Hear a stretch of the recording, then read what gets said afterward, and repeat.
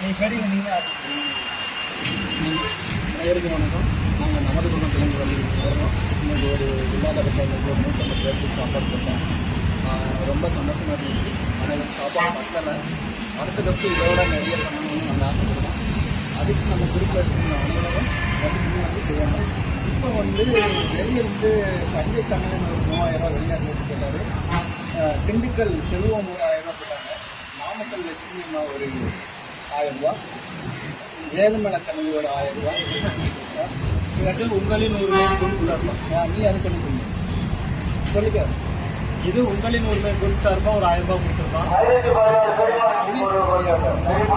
அப்புறம் அவ்வளோதான். மற்றது நம்ம